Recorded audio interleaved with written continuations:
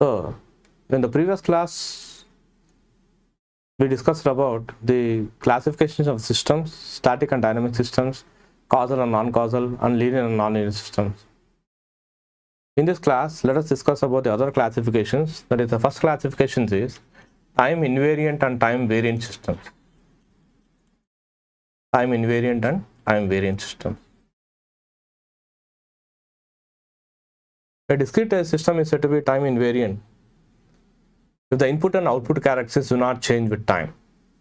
If the input and output characteristics are changed with time, then the system is said to be time variant. The other name given for time invariant system is shift invariant. The other name given for time variant is shift variant. So, how to check whether the system is time invariant or time variant? So, we take the given system, we first delay the input alone and delay the entire output. If the input delay is equal to the output delay, that is, delay in the input is equal to delay in the output, then the given system is said to be time invariant. If the input delay is not equal to the output delay, the system is said to be time variant. The example, let us consider these examples. Y of n is equal to x of 2n.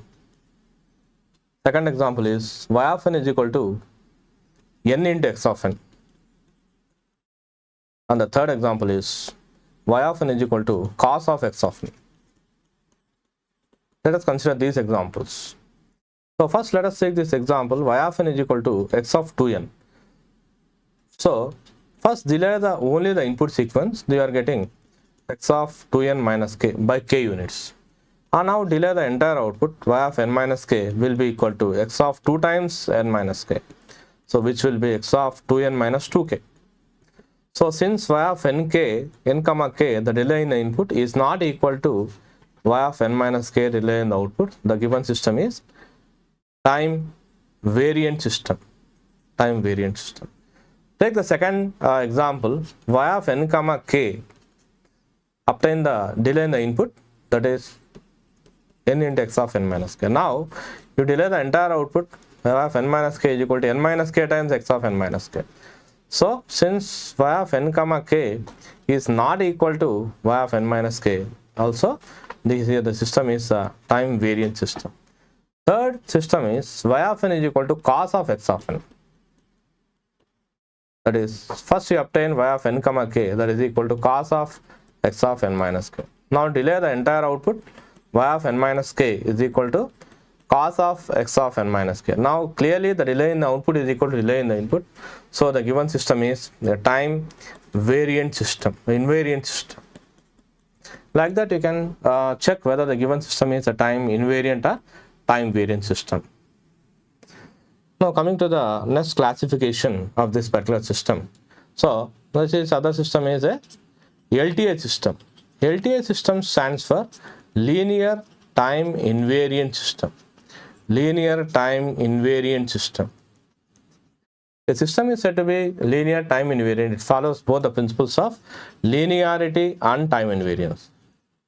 It follows both the principles of linearity and time invariance. Combining this satisfies both the principles of linearity and time invariance, system is said to be time invariant, LTI system. Now let us derive the condition for causality of an LTI system. Condition for causality of an LTI system. How can you tell that LTI system is causal or not? So let us consider a discrete time system excited by the input x of n and having the output y of n. Let h of n be the impulse response of the system. Now according to convolution operation, y of n is equal to h of n, that is convolved with x of n. So this expanding this summation, convolution sum, k ranging from minus infinity to infinity, h of k into x of n minus k. Now expanding this into two summations into two components, minus infinity to minus 1, h of k into x of n minus k is the first sum. Second sum will be 0 to infinity h of k into x of n minus k. Now expanding this summation now, h of minus 2 into x of n plus 2 plus h of minus 1 into x of n plus 1 plus h of 0 into x of n minus 1 plus h of 1 into x of n minus 1 and so on. Now you can clearly see that the first summation has the inputs x of n plus 2, x of n plus 1, which stands for the future inputs. And the second system has the inputs like the present input is there, and x of n minus 1, x of n minus 2, they are the past inputs. So for the causal system, the system should depend only on the present and past input. So the first sum should vanish, that is, the first sum should become 0.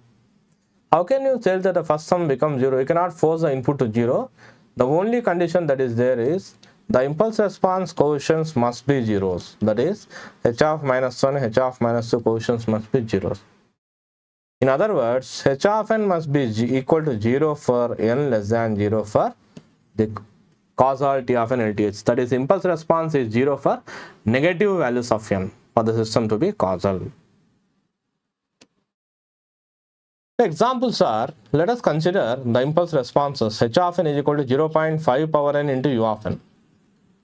Now let's investigate whether the system is causal or not. Clearly, if you plot the impulse response, it is a causal infinite duration signal, 1, 0.5, 0.25 and so on, defined at 0, 1, 2, etc. So clearly in this signal, in this system, h of n is 0 for n less than 0. So the system is causal. It is satisfying the condition h of n is equal to 0 for n less than 0. Second example, you can consider h of n is equal to 2 to the power of n into u of minus n. It is an anti-causal signal. So if you plot the signal, it will be like this. So 1, 0.5, 0.25 and so on the negative side. There is from minus infinity 0, 0, minus 1, minus 2, etc. So here clearly h of n is not equal to 0 for n less than 0. So the system is a non-causal system because it is not satisfying the condition h of n is equal to 0 for n less than 0. Clearly the system is non-causal. So like that you can say that the system producing the impulse responses are causal or non-causal. Now let us come to the next classification, that is the stable and unstable systems. So stable and unstable systems are based on BIBO stability, that is bounded input and bounded output stable. Bounded input means bounded input and bounded output. BIBO stands for bounded input, bounded output. A discrete time system is said to be bounded input if finite input is given to the system. In other words, a finite input system to produce a finite output. Bounded means it is always finite. A finite input system should produce a finite output. Mathematically, you can define like this. If modulus of x of n less than or equal to mx less than infinity, then modulus of y of n less than or equal to my less than infinity. That means if the input is bounded, output should be bounded. That is, the system is, this is a fundamental condition for stability of the system. If the bounded input produces an unbounded output or infinite output, the system is unstable. Right. Now, how can you derive the condition for stability of an LTH system? Stability of an LTH system. How can you derive the condition for stability of an LTH system? For that, you consider a discrete time system excited by the input x of n, having the output y of n. Let h of n be the impulse response of the system. So, according to convolution operation, y of n is equal to h of n, that is convolved with x of n. That is, k ranging from minus infinity to plus infinity, h of k into x of n minus k. Now, taking the absolute of values on both the sides, modulus of y of n will be equal to sigma k ranging from minus infinity to plus infinity, h of k into x of n minus k. Splitting the summation into two parts, it is equal to minus infinity infinity modulus of h of k into mod of x of n minus k. You can say it is less than or equal to, because mod AB is always less than or equal to mod A into mod B. So clearly in this particular, this one, Since we are assuming a boundary input, mod of x of n is less than or equal to mx less than infinity, then since the system is time invariant, mod of x of n minus k must be equal to some mx1 less than infinity. Mod of x of n minus k must be less than or equal to mx1 less than infinity. That is, so it should tend to some finite value. So modulus of y of n less than or equal to k ranging from minus infinity to infinity, modulus of h of k into mx1. So the only condition that you can impose is you can impose the condition on the impulse response. So in order the system is said to be stable, the impulse response must be absolutely summable. That is, minus infinity plus infinity modulus of h of k must be less than infinity. Since k is a dummy variable, you can write this as minus infinity infinity modulus of h of n must be less than infinity for the stable. So that means the impulse response must be absolutely summable. The impulse response must be absolutely summable for the system to be stable. The impulse response must be absolutely summable, or in other words, it should be finite for the stability of an LTH system. So this is the condition for stability of an LTH system. So let us take an example here, how we can test whether the given systems are stable or not. So we get a difference equation y of n is equal to x of n plus half of x of n minus 1 plus 1 by 4 into x of n minus 2. We have to see whether the given system is stable or not. So let us excite the system with x of n is del of n, then the response that you are getting is y of n is h of n, impulse response. If excite x of n is equal to del of n, then y of n will be h of n. So the equation modifies to h of n is equal to del of n plus 1 by 2 into del of n minus 1 plus 1 by 4 into del of n minus 2. So first, what happens? You obtain what happens h of 0. H of 0 is equal to del of 0 plus half of del of minus 1 plus 1 by 4 in del of minus 2. So since del of function is defined only at n is equal to 0, remaining values are zeros. So the value is equal to 1. Then for n is equal to 1, h of 1 becomes equal to del of 1 plus half of del of 0 plus 1 by 4 in del of minus 1. So similarly, clearly this first and third terms are zeros because delta function is defined only at n is equal to 0. You get 1 by 2 into 1, that is 1 by 2. For n is equal to 2, you get h of 2 is equal to del of 2 plus half of del of 1 plus 1 by 4 in del of 0. So clearly these values are zeros. So you get only 1 by 4 into 1, that is 1 by 4. So sigma n ranging from minus infinity to infinity, modulus of h of n is equal to what? Before you go for summation, you check the values of h of 3 also. H of 3 will be equal to del of 3 plus 1 by 2 into del of 2 plus 1 by 4 into del of 1. Clearly all these values are zeros once again. And you test one negative value also, h of minus 1 is equal to del of minus 1 plus 1 by 2 into del of minus 2 plus 1 by 4 into del of minus 3. Clearly all these values are zeros, so it is 0. So only the values are 0, 1, 2 are existing. Remaining values are all zeros. So minus infinity plus infinity modulus of h of n is equal to what? 1 plus 1 by 2 plus 1 by 4. So expanding this, actually you can expand this as modulus of h of minus 2 plus modulus of h of minus 1 plus mod of h of 0 plus mod of h of 1 plus mod of h of 2 plus and so on. So all these values are zeros, only h of 1, h of 0, h of 1 and h of 2 are existing. So 1 by 1 plus 1 by 2 plus 1 by 4, which will be equal to 1 plus 3 by 4, which is 7 by 4, which is less than infinity. Whatever the value that is coming, there is less than infinity. So the impulse response is absolutely summable or finite. So the given system is a stable system. The given system is a stable system. So you can classify one more system here. Some more systems you can consider. A causal infinite duration system. H of n is equal to 0.5 power n into u of n. A causal infinite duration system has h of n is equal to 0.5 power n into u of n. How can you tell that, classify that the given system is stable or not? So you consider minus infinity plus infinity modulus of h of n. is equal to what? 0 to infinity 0.5 power n, because h of n is defined from 0 to infinity 1, 0.5, 0.25 and so on. This is n versus h of n. H of n is defined like this. So u of n we are not writing because the magnitude is 1 in the range. So 0 to infinity is a power n. You recall the formula, 0 to infinity a to the power of n is 1 by 1 minus a. That is, you get, it is defined for 0 less than a less than 1. 1 by 1 minus 0.5 or 1 by half or 0.2, which is less than infinity.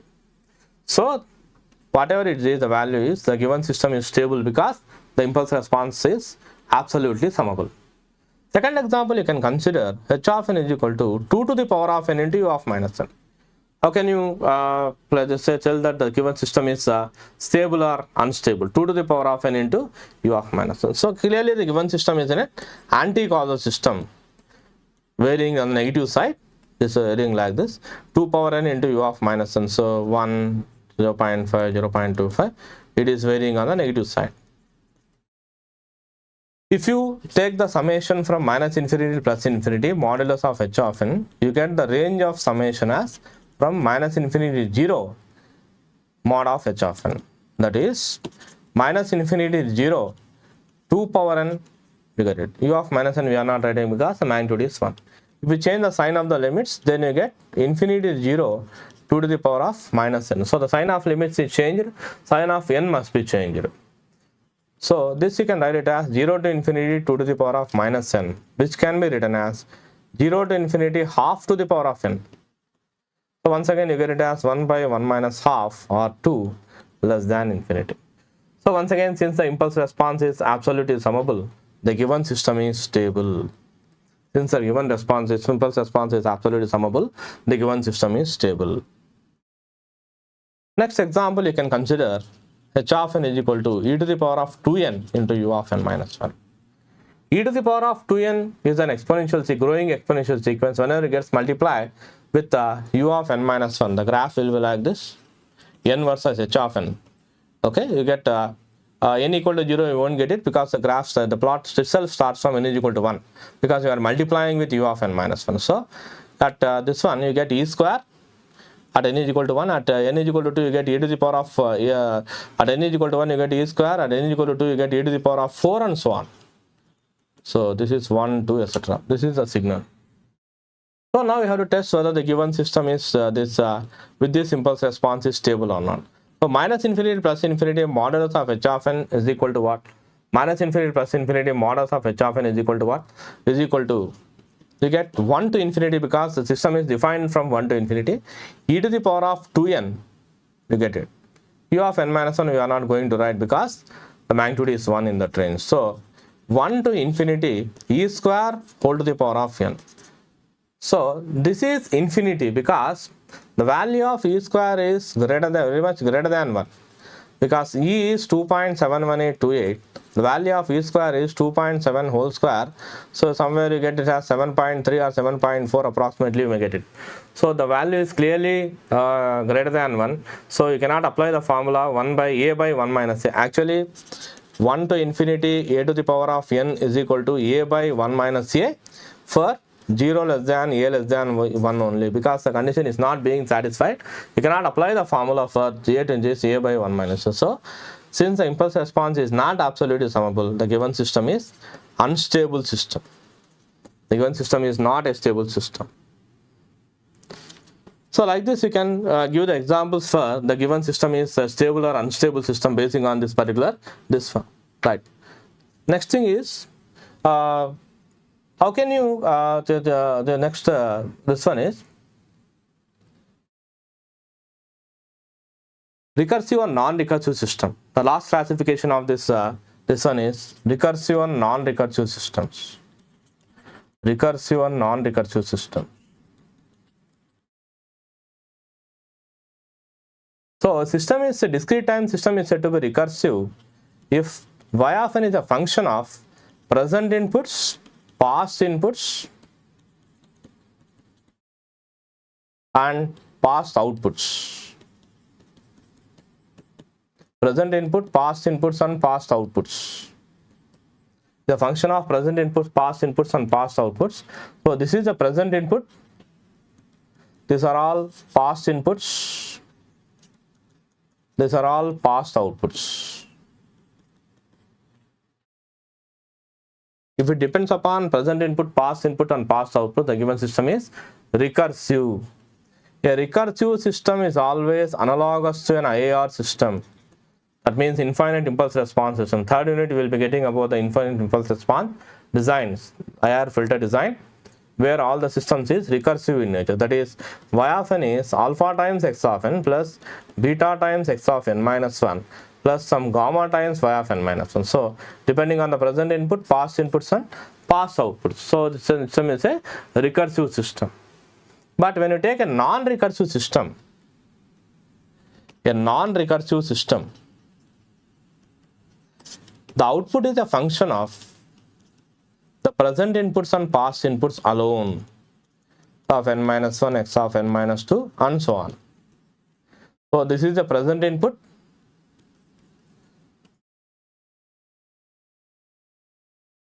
and these are all past inputs or previous inputs. The given function, this output is a function of the present and past inputs alone, not the past output. Somewhat it is analogous to a causal system. So y of n is equal to some alpha times x of n plus some beta times x of n minus 1, depending on only the present and past input. So it is a non-recursive system. A non-recursive system is always analogous to an FIR system or finite impulse response system. A non-recursive system is always analogous to an FIR system or non-recursive this finite impulse response system. Depends only on the present and past inputs. Right. So these are all about the classifications of the systems, classifications of the discrete time systems. We have seen about the classifications of discrete time signals and the classifications of discrete time systems. Now the next is how we can go for the solving the difference equations. How we can go for solution of the difference equations. Solution of difference equations. Solution of difference equations.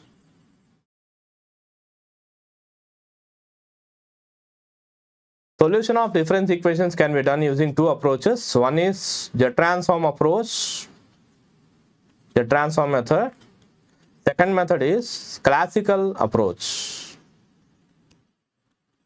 Already you might have studied in your signals and systems about the transform method of solution of difference equations.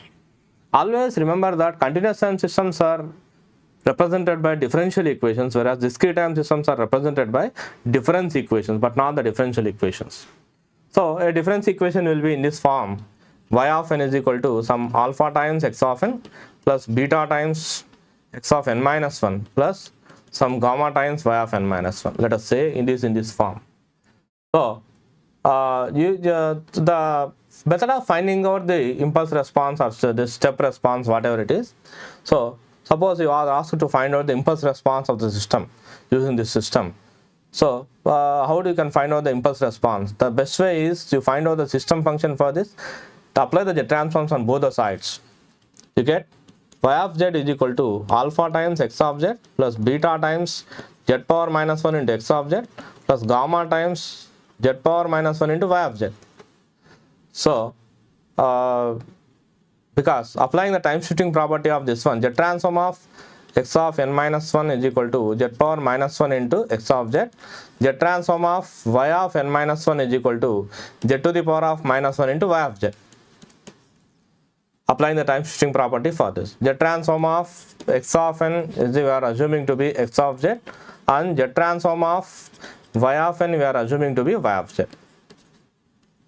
So bringing all the y of z terms on one side, y of z into 1 minus gamma z power minus 1 is equal to x of z into alpha plus beta z to the power of minus 1.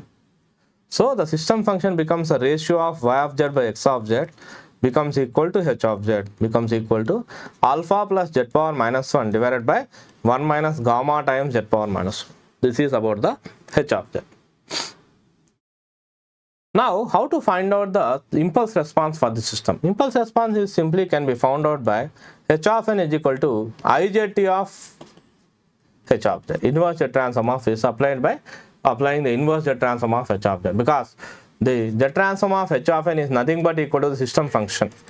H of z is the ratio of y of z by x of z, which is called as the transfer function or system function. All of you know that it is called as the transfer function or system function. So the transform of this h of n is equal to h of z. So h of n will be ijt of this one. Now that the same question you are asked to find out the step response of the system. How can you find out the step response of the system? Y of n is equal to alpha times x of n plus beta times x of n minus 1 plus some gamma times y of n minus 1. So how to find out the step response? So applying the jet transforms in the similar way, first you find out the system function. Y of z into 1 minus gamma z power minus 1 is equal to alpha plus beta z power minus 1 into x of z. So y of z by x of z becomes equal to h of z equal to alpha plus beta z power minus 1 divided by 1 minus gamma into z to the power of minus 1. So now you recall the formula y of z is equal to x of z into h of z. You are asked to find out the step response for the system, that is the system is excited with a step input. So x of z will be equal to 1 over 1 minus z power 1 minus z power minus 1, 1 by 1 minus z power minus 1. So y of z will be equal to 1 by 1 minus z power minus 1 multiplied by this alpha plus beta z power minus 1 by 1 minus gamma z power minus 1. So which will be equal to alpha plus beta z power minus 1 divided by 1 minus z power minus 1 into 1 minus gamma z power minus 1. Now solving this equation, of course, you have got solving this, the partial fraction method is the best method of solving this equation. So this is, I am telling about the general things, how we can solve. In the projects, we will go for the problems, how we can find out the impulse response, step response of the system. So y of n will be equal to now inverse jet transform of y of z. Of course, while proceeding to the partial fractions, you should always convert into the positive powers. For example, y of z is above equal, this one is there. So convert into the positive powers here, you get alpha z square plus beta z divided by z minus 1 into z minus gamma. Z minus 1 into z minus gamma. So bringing the one z on right left hand side, y of z by z becomes equal to alpha z plus beta divided by z minus 1 into z minus gamma. Now it is a proper fraction because the highest degree present in the numerator is 1, highest degree present in the denominator is 2, z square. So it is a proper fraction, you can resolve into the partial fractions. So a by z minus 1 plus b by z minus gamma, like that you can find. And then you can proceed to find out the inverse jet transform for the system. When you find out the inverse jet transform for this particular system, you get the step response of the system. So the response that you are getting is called as the unit step response or the step response of the system. Unit step response or the step response of the system, right? So we'll stop at this particular one. We have found out the we have discussed completely about the classification of discrete time systems and the problems involving this, and then we have started the discrete time system, different solution of difference equation using first method is the transform method, second method is called as classical method. So both methods are you need to learn in this particular digital signal processing. This is an introduction about how you can find out the different responses, not only unit step response, but also you may ask to find out the exponential response. So how can you the unit step response means the response obtained by exciting the system with unit step input is called as the unit response. Exponential response means the response obtained by exciting the system with the exponential input is called as the exponential response. You will be finding out the different responses here. For the responses, different excited input, you will be finding out the response. Right. So we'll stop at this stage and we'll continue our discussion in the next class. Thank you.